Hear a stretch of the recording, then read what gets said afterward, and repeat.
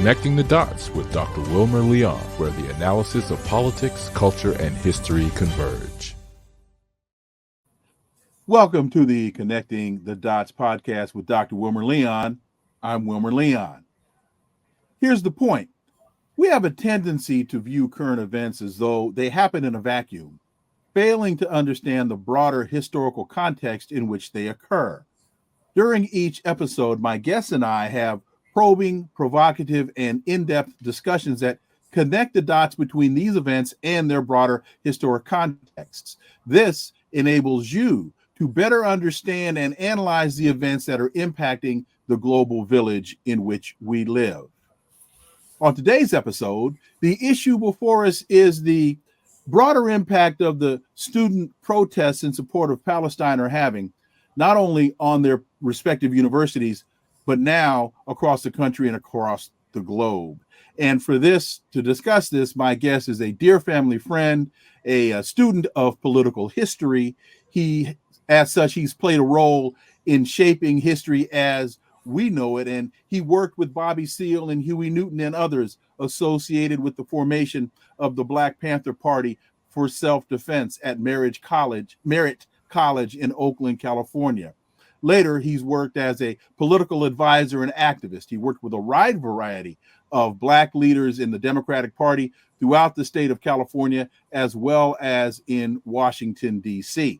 He's the author of In Pursuit of America's Promise, Memoirs of a Black Panther. He is Virtual Toussaint Murrell. Virtual, welcome to the show. Thank you. Thank you, Dr. Leon. I'm happy to be here. I'm happy to be invited by you, my dear friend. Thank you, sir. Thank you for joining us. What brings us really to this discussion, student protesters at Columbia University, they took over a building near the campus South Lawn, raising the prospect of further turmoil at the Ivy League institution.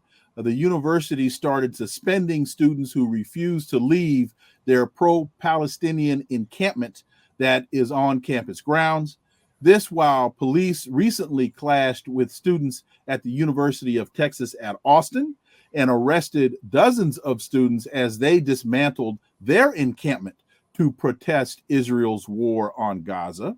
And these protests at Austin came as Columbia also began suspending students. These are just a few examples of the protests that are taking place at colleges and universities across the country. A top official from Morehouse College said recently that the school is standing by its decision to have President Joe Biden serve as the 2024 commencement speaker, despite backlash from students and faculty over Biden's support for this war. Virtual, your thoughts, you and your understanding of student protests, you go back a few years. Talk about some of the similarities and differences that you see playing themselves out on our TV and telephone screens today. Upon reflection, Wilmer, I can say to you that student protest is important. Students are a valuable commodity. They speak with honesty, with a strong sense of morality, and they're bright, and they are our future. We look at the students and say, wow, look what they're doing. They're preventing students from going to class.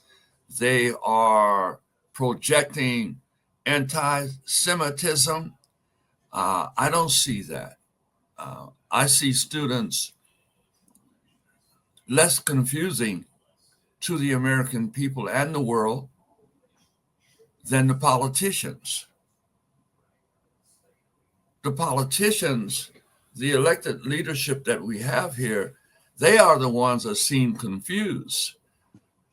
Little consistency on our policies of foreign policy in the Middle East has given rise to the students to make their moral claim. The similarity between the students today and the student activists and those who protested the war in Vietnam and Southeast Asia are similar in that regard. We were protesting the war in Vietnam, that was an undeclared war. We were protesting the rights, the lack of rights for African Americans in the United States, defending democracy abroad in Vietnam for the fear of the Red Scare, as they used to call it. But I'm amazed.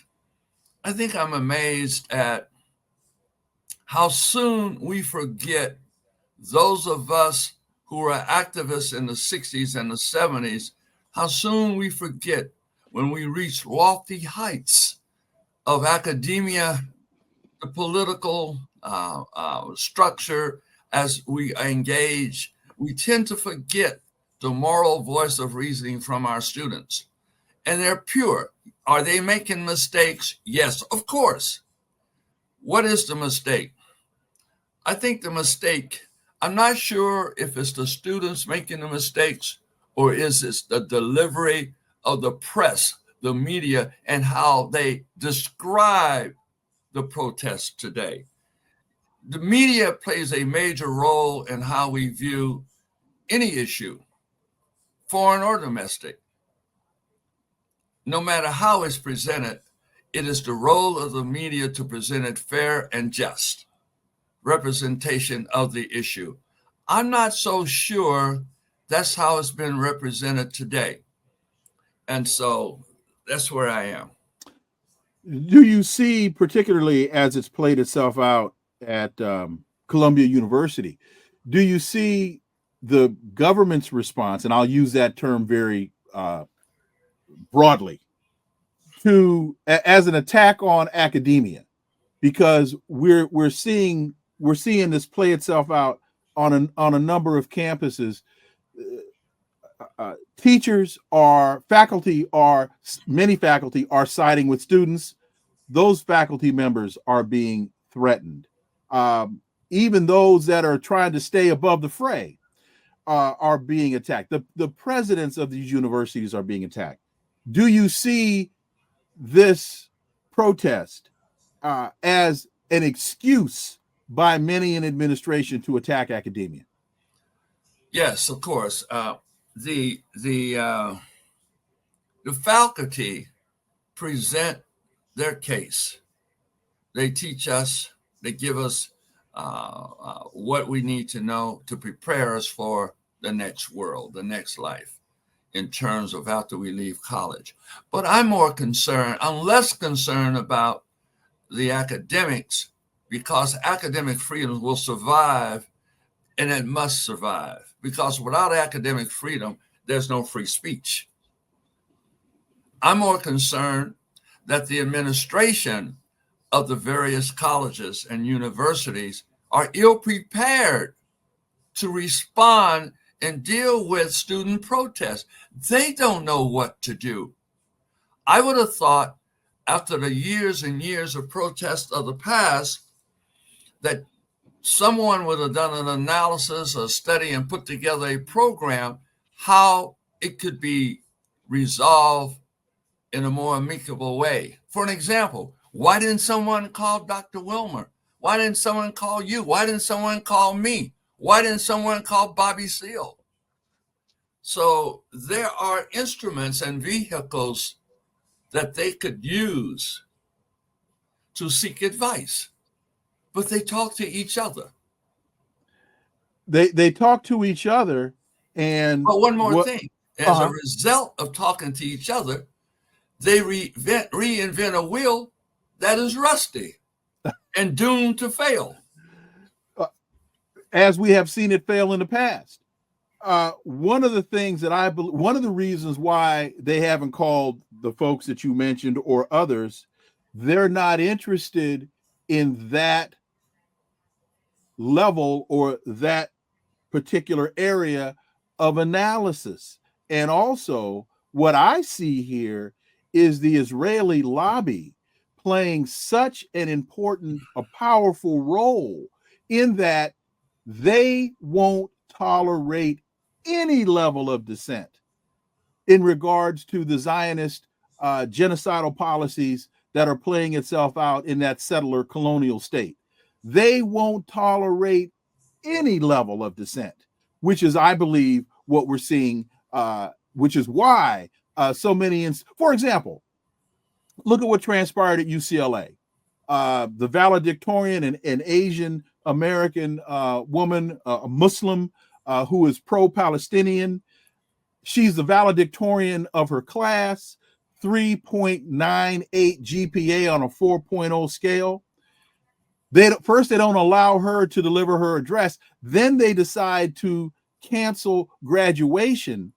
And the excuse that they use is, oh, we received so many threats to her life that for her safety, we're doing this. That's not what happened. What happened is the wealthy benefactors that are in line with the interests of Zionism, they are pulling their money and they're threatening from pulling their funding from the institution. That's why the institution changed and canceled graduation, because they're more concerned about the funding than they are concerned about academic freedom.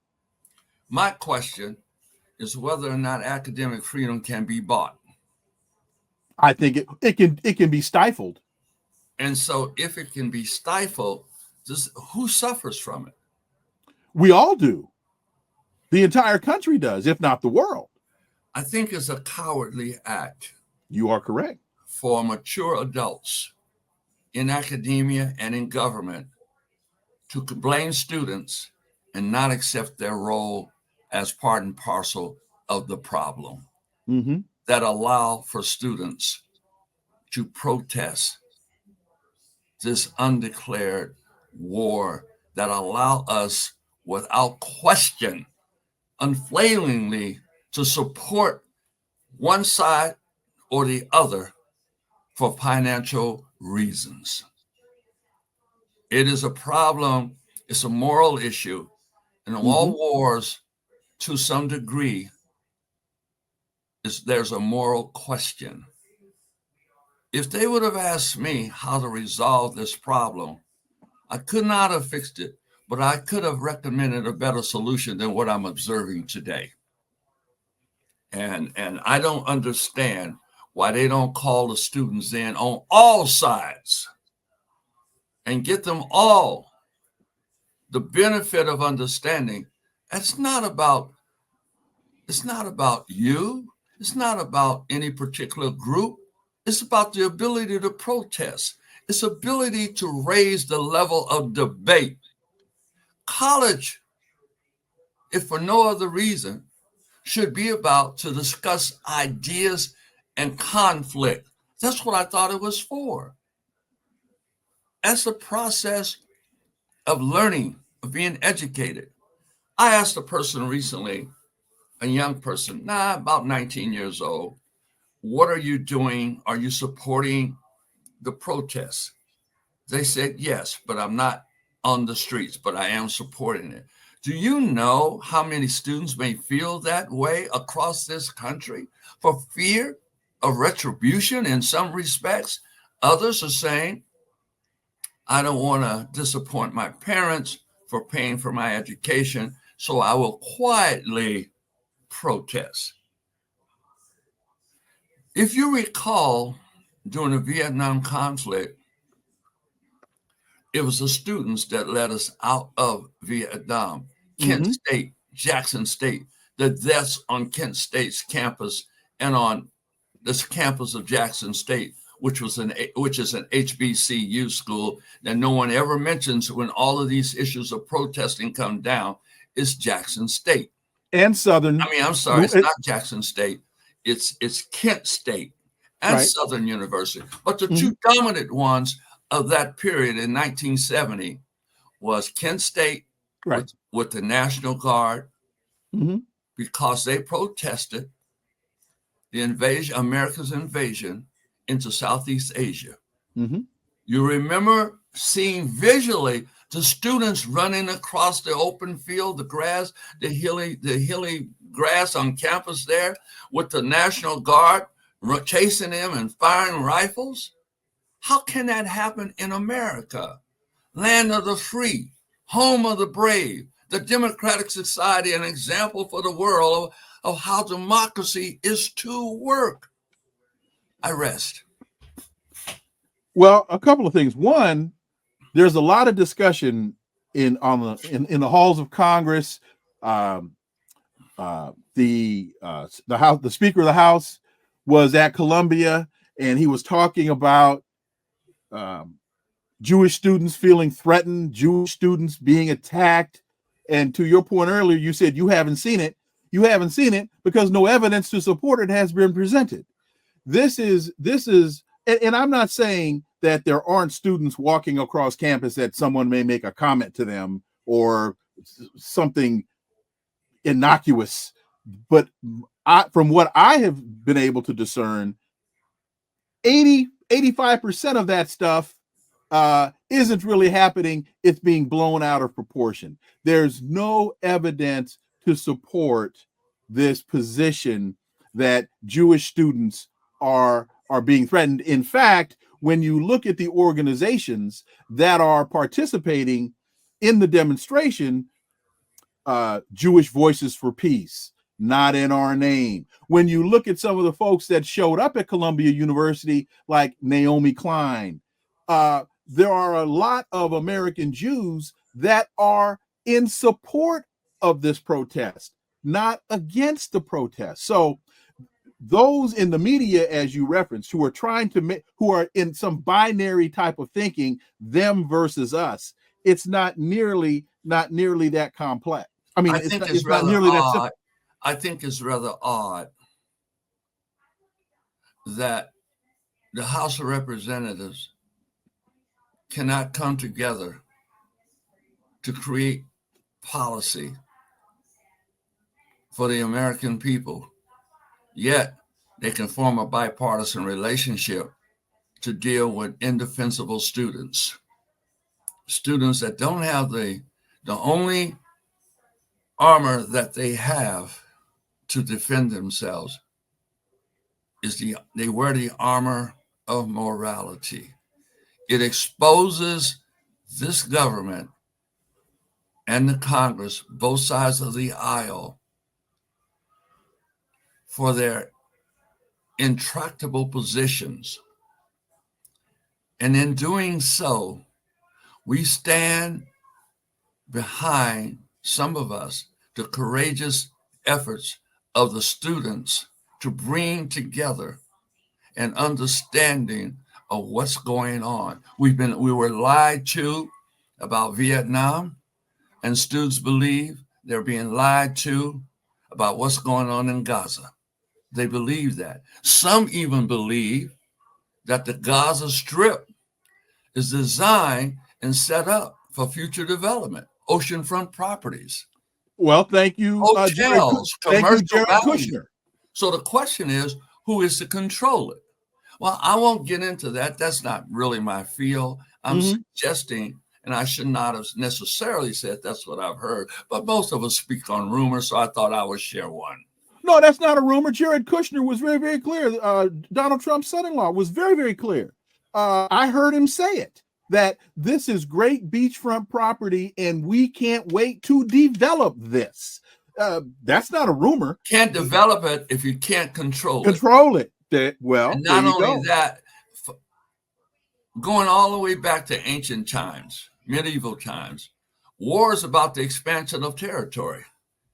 And at the bottom line of the expansion of territory is economic gain. Mm-hmm. That may never stop, but let's not lie to the American people. Well, and you raised the question about the irony that they can't find a coalition, a bipartisan coalition to pass a budget. They can't find a bipartisan coalition for voting rights. They can't find a bipartisan commission for hardly anything, but they can come together on this. Well, AIPAC has come out and said they're spending $100 million on campaigns for the 2024 election, putting money in the coffers of those that will support their Zionist colony and their Zionist interests. So they're spending money on both sides of the aisle. But let's examine that for a moment. It's been declared by the courts that to deny anyone the right to write checks, to put them where they, to place them where they want to, is in violation of First Amendment free speech. However, APAC, NAACP, they all have the right to do so. And they all should do so. The question is, where are the stopgaps? Where is the issue? See, I often, I should say, reflect on the courage of morality. I go back to, if we have the principles of the founders of this society, that alone should embolden you. If that doesn't embolden you, what will? Who will defend America's form of democracy? The most ironic government in the world, right? I say ironic because it is ironic. It goes back and forth, it shifts. I don't always know where we are. But rather than confuse your viewers, let me just add something to all of this, and that might help to put it in perspective. Today in 2014, who is America? I'm sorry, in 2024, who is America? Who is America? What does America stand for in 2024? Are they the same government, with the same principles we stood on pre-World War II, post-World War II, Korea? Who are we? Are we the same government, the same people that went through the Civil Rights period, where we established the Civil Rights Law, the Voting Rights Act? Who are we? Or are we in constant flux in trying to capture and define who we are as a nation? There's a battle brewing, and it's been going on since the foundation of who we are. Alexis de Tocqueville questioned who we were. I'm questioning who we are. We all need to question who we are, and whoever we are, we need to stand up for it. Whoever you believe and I believe that we are, then you need to stand on that principle of courage. And I want to add to that, who are we in a changing world? Because where we were in 1940, where we were in 1960, we, after post-World War II, we were the unitary imperial hegemon. We ran the world. Now we're moving from a unipolar to a multipolar world. China is ascending. Russia is ascending with the creation of the BRICS, which is Brazil, Russia, India, China, South Africa, and now the Saudis want to join BRICS, the Venezuelans, a whole lot of folks. So the global dynamic is shifting, and the United States can no longer tell the world jump, and the rest of the world asks how high. So in that shift in the global landscape, who are we? What are we about? And what are we going to do? Because China is ascending economically, and our response to the ascension of China seems to be militarism, not economics. So that, I think, also has to be added to the question that you've posed. The world, in terms of power and economics, evolves. And so America, every empire fails. Every empire fails. Like Russia, like China, imperialist Japan, Africa, the Songhai, the Mali kingdoms, and so on. They all fail. They all fail, but they don't fail externally. They fail internally. Confusion, frustration, egomaniacal leadership, tyrannical leadership, they fail. The course that America is on today It's a threat. It's a threat. We're not threatened by the external forces. We're threatened by the internal forces Correct. of indecisiveness and being on the wrong side of just, or what is just. When do we fall on the right side of just? The right side of just must be demanded by the population, by the people, because we are the people.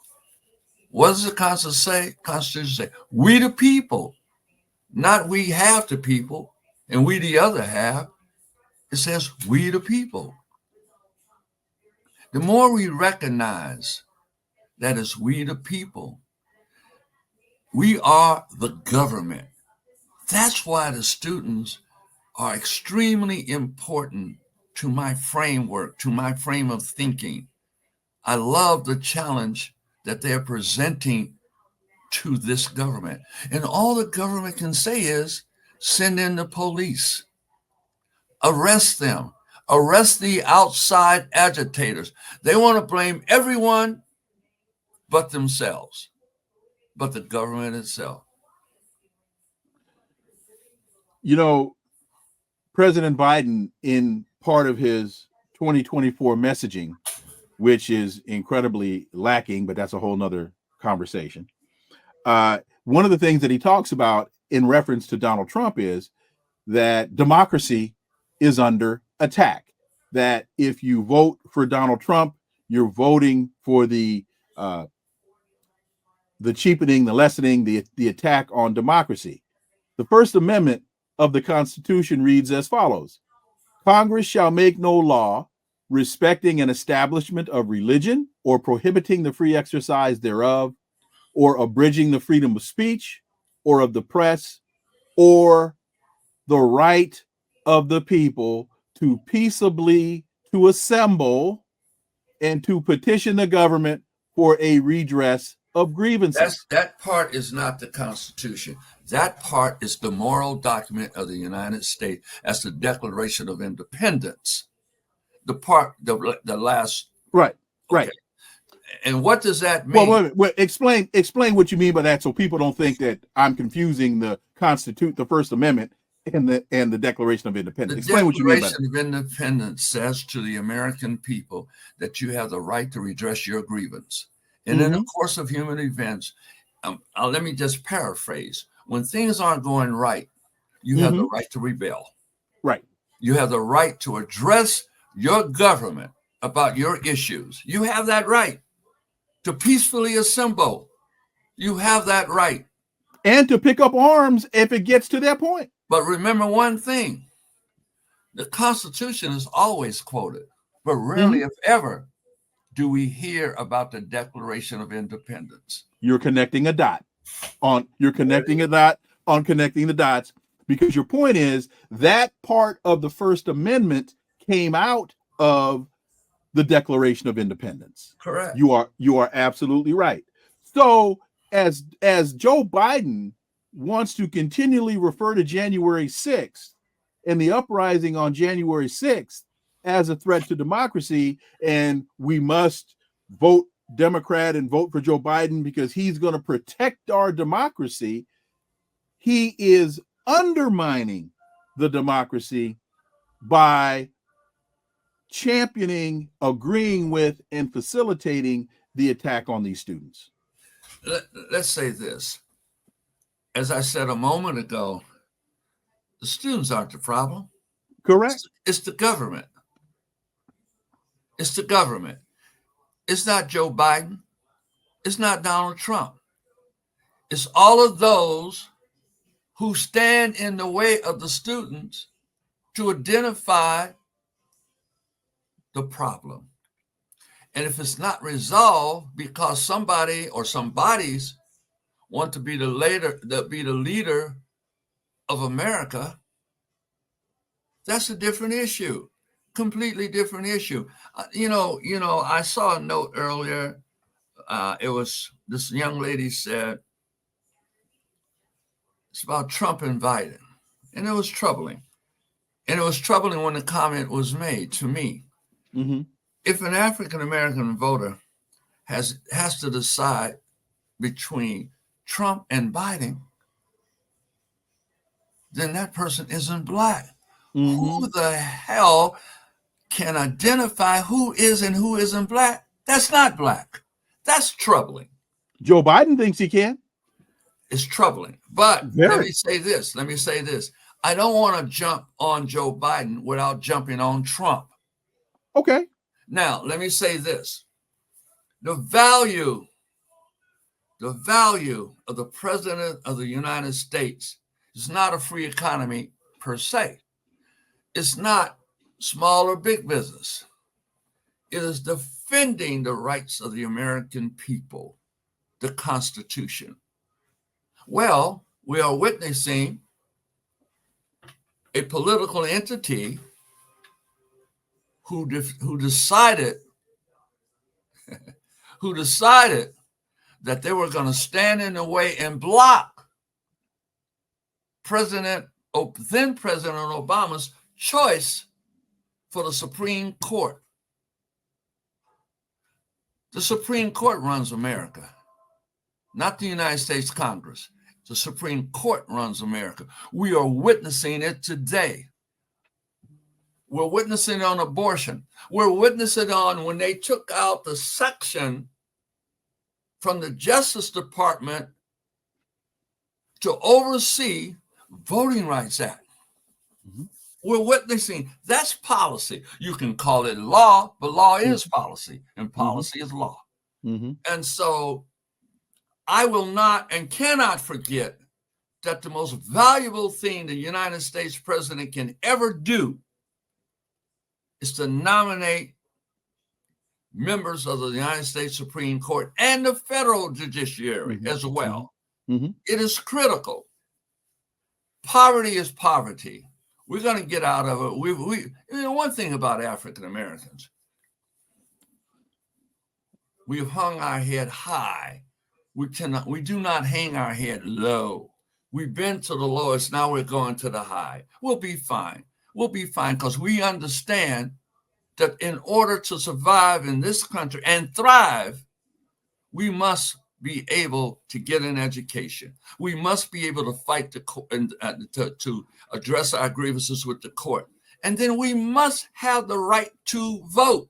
The right to vote also means you must have the right not to vote, but not to vote, not because, oh, my person ain't gonna win. Not for that reason, because for the ultimate, then someone said, well, so-and-so won by one vote. Yes, that was important, but it's not as critical as understanding that you do have that power, and that power needs to be harnessed and organized. Don't you remember, Wilmer, when in the 60s we didn't have, in the South, they didn't have the right to vote?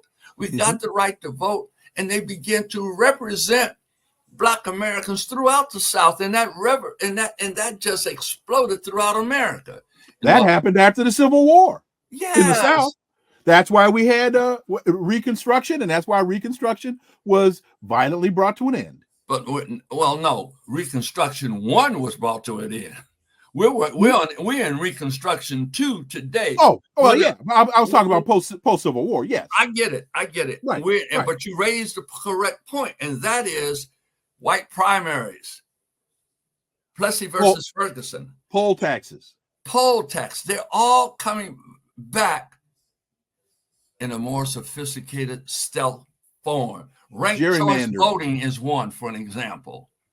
So we must spend time. I said this to some students recently.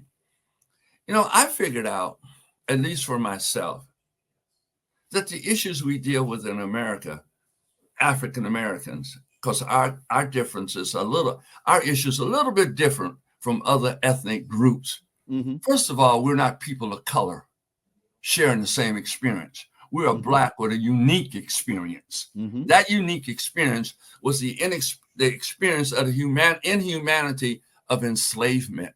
Mm-hmm. No other group can claim that. And I don't want to claim it as a virtue. I'm claiming it as a historical fact. Mm-hmm. Now, we understand what it's like to go through all these changes in the world, but we must stop being on the defensive end of it. When something happens, we follow. I'll give you a key example. Oh, the Small Business Administration, the courts have ruled against minorities and the 8A program, et cetera, et cetera, et cetera. Well, okay, fine. They never really supported it in the first place. But that isn't the problem.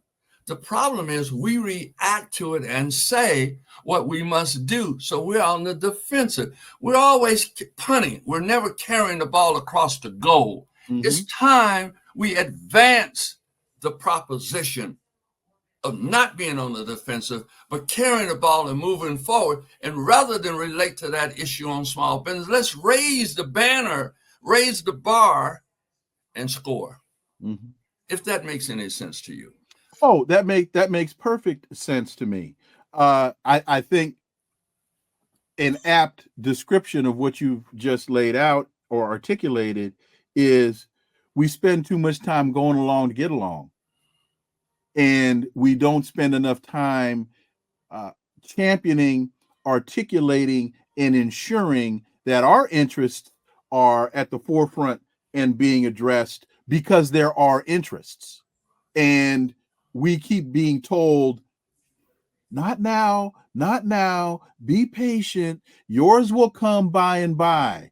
Vote for the Democrats or vote for whoever, they'll take care of it. And we wind, in fact, there is an interesting piece to this point. I'm glad you made that point about the point about Joe Biden saying in the 2020 campaign, if you vote for Donald Trump, then you ain't black. There's a piece, fewer black voters plan to vote in 2024, post Ipsos poll finds. 1,300 black adults finds that a poll of more than 1,300 black adults finds 62% of black Americans say they're absolutely certain to vote. That's down from 74% in June of 2020.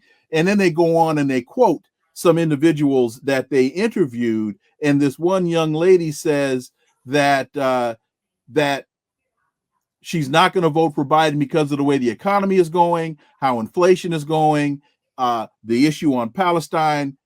Biden has not delivered on the criminal justice, police, and voting rights reforms that he campaigned on. And other people mention the Middle East conflict. I'll read that again. Biden has not delivered on the criminal justice, police, and voting rights reforms that he campaigned on. What they're saying is, you came to us for our vote. You promised us policy initiatives, and you have failed to deliver on those policy initiatives. Now you come back to us, ask us for your vote again, and more people in the community are saying, we're not falling for the banana in the tailpipe trick again. Let me respond to that the way A. Philip Randolph responded to Franklin Delano Roosevelt, President Roosevelt at the time. Mm-hmm. They were having a discussion about the needs of African Americans. And A. Philip Randolph said, what you going to do about it? Roosevelt responded and said, go make me do it. Make me do it. So we have to, the moral of the story is we have to make them do it. Exactly. Now, and in saying that, I say this. So the front page stories or the talk show hosts are talking about black men not voting. And why aren't they voting? You want us to vote, but what do we get for the vote? Oh, you get a Supreme Court justice. Oh, you don't get to tell the banks that control the mortgages that African Americans are suffering because we don't have home ownership. In Los Angeles in 1918, 36% of the African American people owned their own homes. 36% had their own mortgage. It's a far cry from today in 2024. So the question is, you want us with you, and I would like to be with you, but make me be with you. Make me be with you. And how do you do that? Well, there are enough there's enough on your desk to show you what you haven't done. Now, let me switch over to Trump. Mm-hmm. This society is prepared to say to us, first of all, let me say this. You shouldn't need any black votes to beat Trump. We're only 13% of the population. No, not for that reason. No, not for that reason. Leon, it's because there are some white people that say that they support Biden that obviously do not. But that goes to my point. We're only 13%. So if you were able to rally your own, you wouldn't need us. But I'm going to a different issue. I understand I'm saying that there are a great number of people that are being very stealth in their relationship with questioneers right. about how they feel about Trump. Because if I don't understand the polls being almost even right now, it makes no sense. So you want to lean on African Americans, but you don't want to lean on the white middle class. But the white middle class gained more than black supporters gained from any administration, Republican or Democrat. True that. What Trump is saying is this: democracy is fine, but I'm going to redefine it. Mm-hmm. I'm going to redefine it for the people that support me. So it's not for the soul of the Democratic Party. It's not for the soul of democracy. It's for the soul of your politics. So in the soul and for the soul of your politics, I would encourage and urge the president to demonstrate what African Americans get for being with. See, white folks know what they get for being with Trump. We don't know what we get for being with Biden. For an example, Ginsburg, they want to praise Ginsburg for being this person on the Supreme Court. We know what she was. We know her background. But what we don't say to her is, why didn't she retire from the bench and give Obama a chance to put someone on the bench like Ketanji Jackson or others like her? So are we novelists at this game or what? Am I in my sophomore year of college and I don't understand America? What is going on with us? So I'm raising questions. I find by raising questions, I may get answers. you may get answers. Well, to your point, Trump and a lot of people don't pay attention to this language. I'm drawing a blank on his the guy that was his key political advisor in 2020. Who you talking about Trump or Trump's key advisor? I'm drawing a blank. Steve Bannon. Steve Bannon talked in terms of deconstructing the administrative state, and a lot that has gone over the heads of a lot of people. He said, we are going to deconstruct the administrative state. He's talking about attacking the Constitution. And folks, that has fallen on deaf ears. People seem to forget the fact that was ever stated.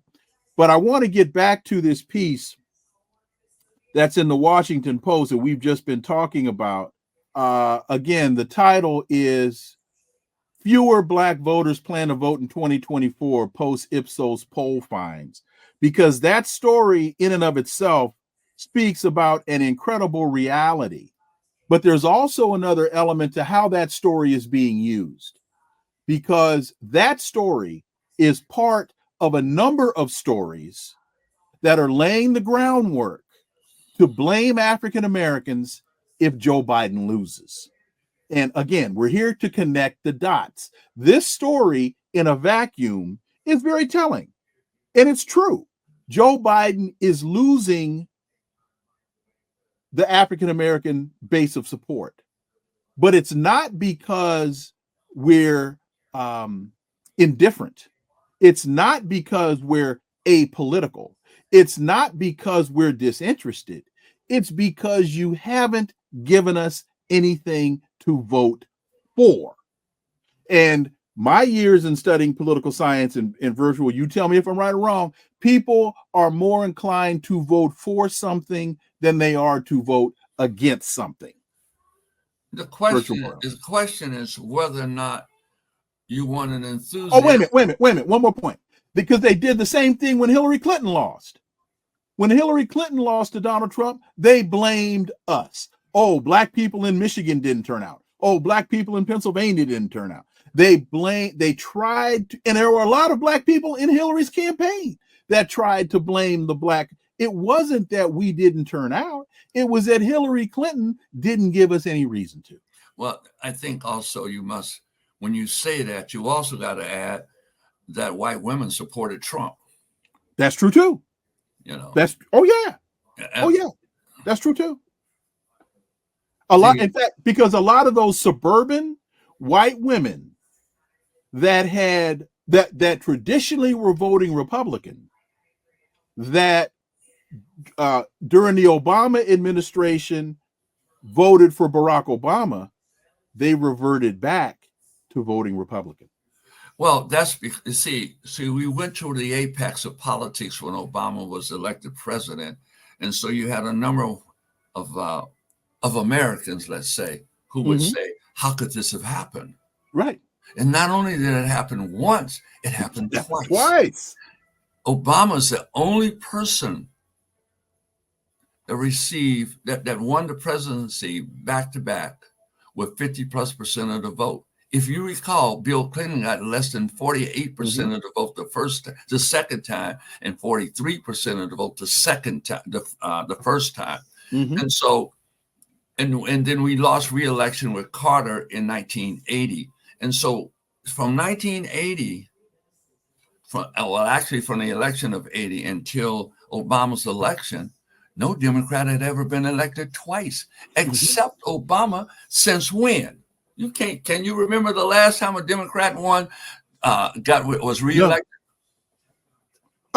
With 50? No. Because Kennedy was assassinated and Johnson didn't run. No, with 50% of the vote is what I'm saying.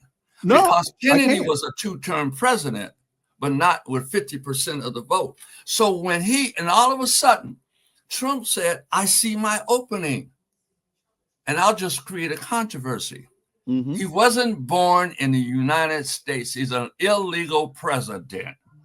And that carried him because there are enough white people who wanted to believe that, I can't believe it. How did he become Muslim president? Less than 150 years outside from the Emancipation Proclamation, and this guy's president of the United States.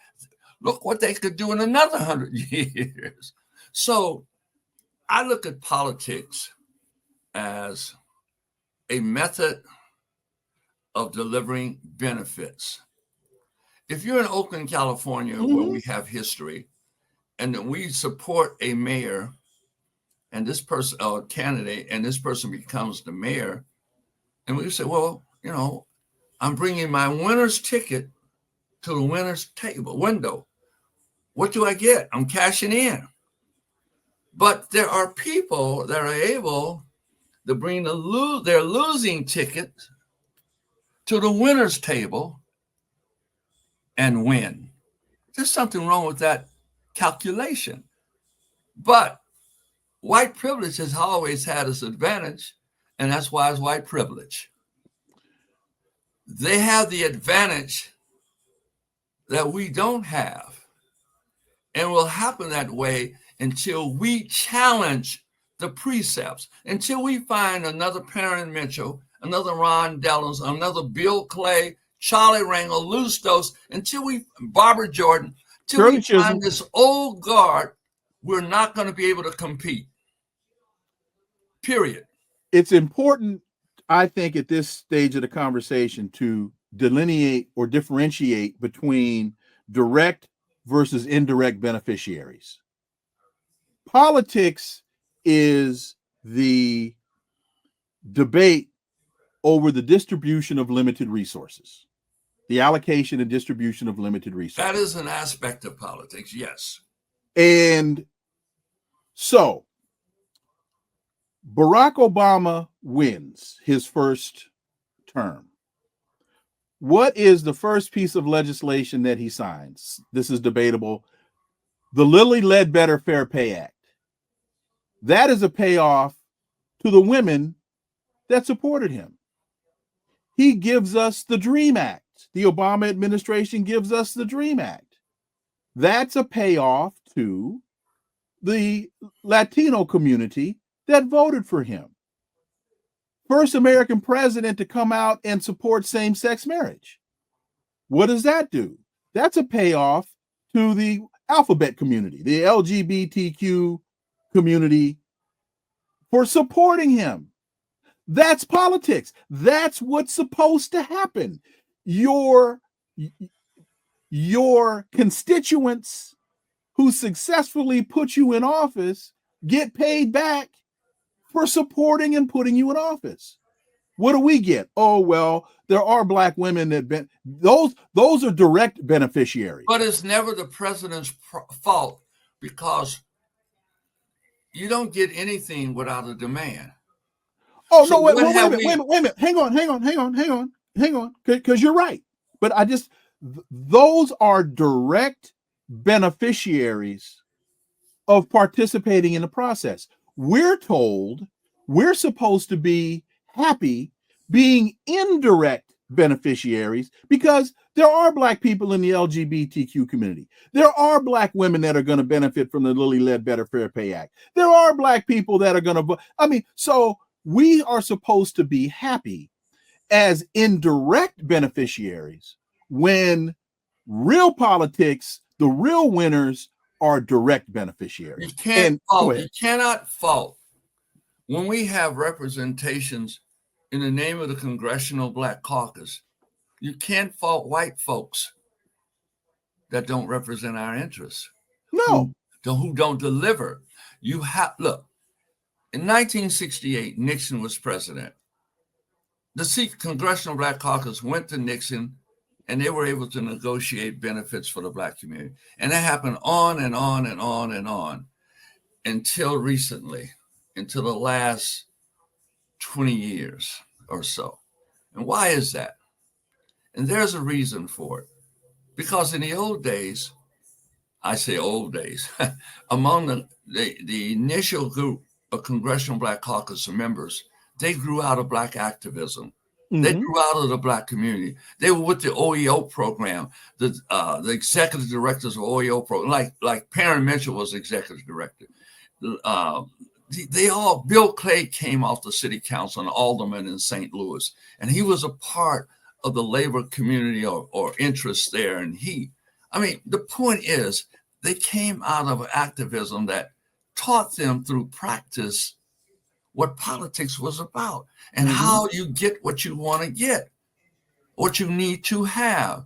And so we have been let down in a sense, not by individual members of the Congressional Black Caucus, but we've been let down by those members as a group who are Democrats first and Black second.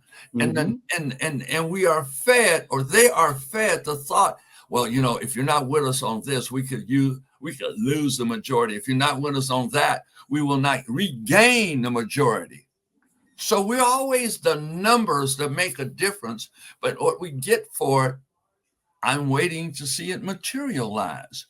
And so I don't want to blame or put at fault the Democrats nor the Republicans. I want to put at fault those who negotiate for Black people. In other words, if you have a labor union and Virtual Murrell is your labor representative, and I come back and we want a $10 an hour raise and we only get a $6 an hour raise, somebody's going to say, we need another representative. We need a different business agent because this is not significantly different from what we had before. So we need now, listen, the guy who initiated the legislation on the anti-Semitism was a mm-hmm. Black guy out of New York. Yes, he is. Because that was his constituency. Yes, sir. Was he wrong to do that? No, because politically, He was working for his constituency. I get that. Well, what about me? But wait a minute. See, because he is wrong. Because you made the point they're Democrats first and blacks second. I'm drawing a blank on the guy's name from New York. Torres. What he fails to appreciate is Palestinians are black. No, he didn't fail. No. Absolutely yes. not. What he was relating to is how many checks he get from the Jewish community. He didn't care. But wait a minute, he didn't. That's my point. Virtual, that's my point. He didn't care. He didn't care about anything else because the Jewish community controls Manhattan. We're saying the same thing, Virtual. Okay, all right. We're just coming at it from different sides of the equation. All right. But no, we're saying the same. There's no way in the world that any black man in any position of power or black woman in any position of power should be siding with Zionists. You're supporting genocide. You're supporting genocide. You're going back to an issue, and I'm trying to lay out a distinction. Richie Torres. He is a Democrat. Right. He's not black. Right. And he's not black in his politics. He's a Democrat in his politics. So if that's true, and if you can agree with that, then the conclusion is, yes, he supports genocide. That's what I said. No, I'm saying, but that's the rational conclusion. Okay. And Hakeem Jeffries is in the boat. Gregory Meeks is in the boat. Kamala Harris is in the. They all support. Wait a minute. They all support attacking Haiti. They all support the re-invasion of Haiti under the Global Fragility But I have Act. given you a premise, and the premise is that their priority is being a Democrat. I agree with you. So because that is their priority, then you can't distinguish them from the overall policy that Democrats support. I agree with you. And wait a minute, and that goes back to a point that you made earlier. That's immoral politics. Yes, it is. That's how do you come out? See, I'm listening to you. Support Israel, good, bad, or indifferent, but you can't support Haiti. Explain that one to me. It's inexplicable. You can't explain it. You might as well ask me, and I agree with you 1,000%. I just want to say it this way to make the point. You might as well ask me to explain how 1 + 1 = 7, because I can't. And I've taken a lot of years in math to get a PhD. I can't tell you why 1 + 1 = 7. And that's exactly what these fools are doing. It is immoral. Yes, it is. Yes, it is. And I, as you and most of the people that I know, were raised with a great sense of moral values. Period. Mm-hmm. That's the way we were raised. Right. You know this. My father used to say to me all the time, son, the one thing about right, it's always right. Yeah. And the one thing about wrong, it's always wrong. But the politicians. So do right. But the politicians will have you to believe that power determines right and And power wrong. determines Correct. wrong. And they often do that, but it has nothing to do with what's morally correct. That is, amen, my brother. Nothing. Amen. So let me ask you this. In just a couple minutes we have left. Is this an opportunity with the black vote trending? And I, as we sit here now, we're still months away from the election, so things can change. But as we sit here now, and the black vote is trending away from Biden, and Biden can't win without us, because right now, as we sit here today, his approval rating is, according to Real Clear Politics, 39.7%. His disapproval rating is 56.4%. When you ask the public, is the country heading in the right direction or the wrong direction? 24.3% of those polled believe it is. 65.3 believe that it's not.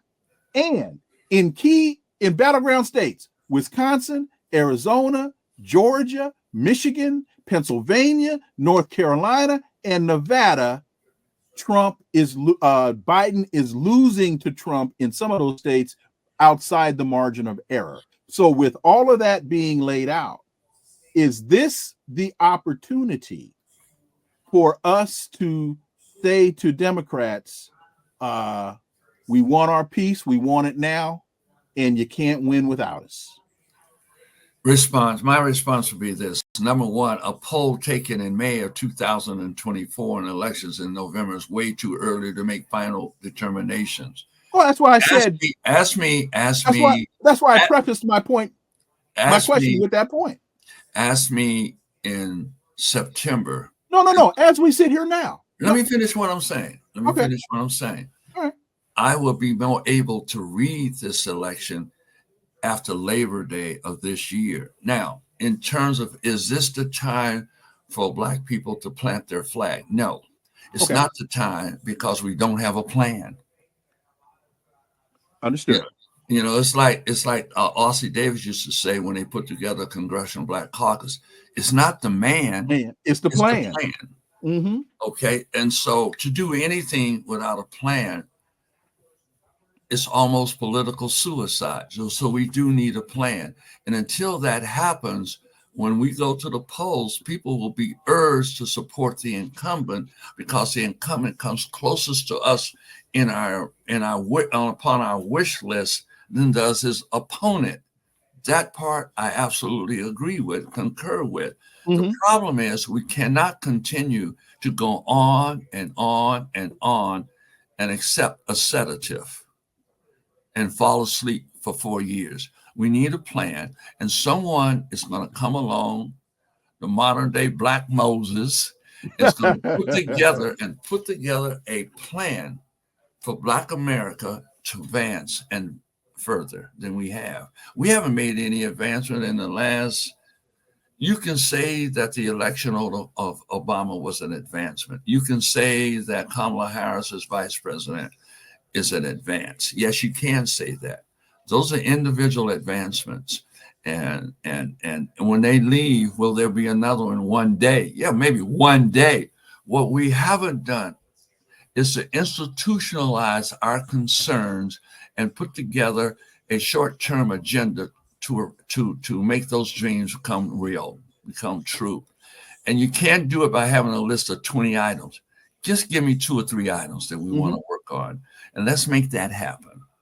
And when we make that happen, then I think we're moving closer to having what I think we need to have to make a difference, and that's leverage. Without leverage, we have no power. We have no influence without the leverage and understanding that leverage. Okay. And to your point, as we get out, to your point about Kamala and to your point about Barack Obama,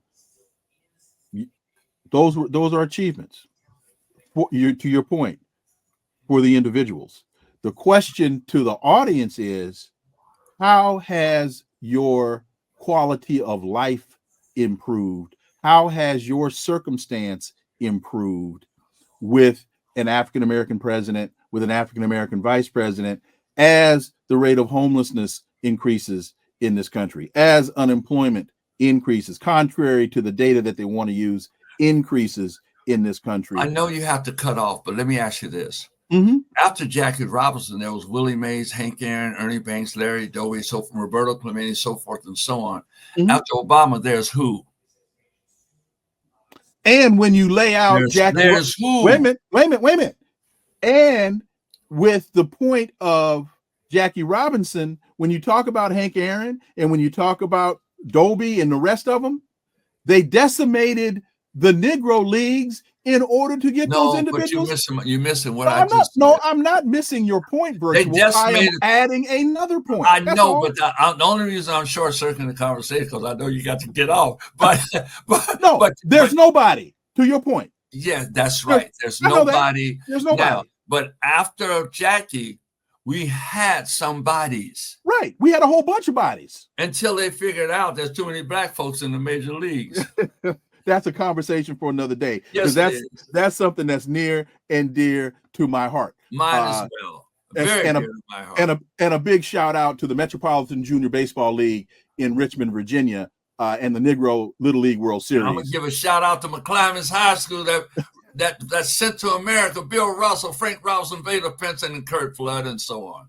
In Pursuit of America's Promise, Memoirs of a Black Panther. Virtual Murrell is the author. He's been my guest. Virtual, where do people go to get the book? Virtual Murrell at yahoo.com. Just go online and send it to Virtual Murrell at yahoo.com, and you'll get your autographed signed copy of the book. My brother. Thank you, Virtual. Really appreciate it. Thank you Folks, so much. And thank you for all that you do to inform your listeners, your viewers, of what's going on in America. Well, as a brother from Sacramento, California, that spent an awful lot of his formative years in Oakland, I stand on the shoulders of brothers like you. So thank you, Virtual. I truly, truly appreciate it. Folks, thank you so much for listening to the Connecting the Dots podcast with me, Dr. Wilmer Leon. Stay tuned for new episodes every week. This is where the analysis of politics, culture, and history converge, because talk without analysis is just chatter, and we don't chatter on Connecting the Dots. See you again next time. Until then, I'm Dr. Wilmer Leon. Have a great one. Peace and blessings. I'm out.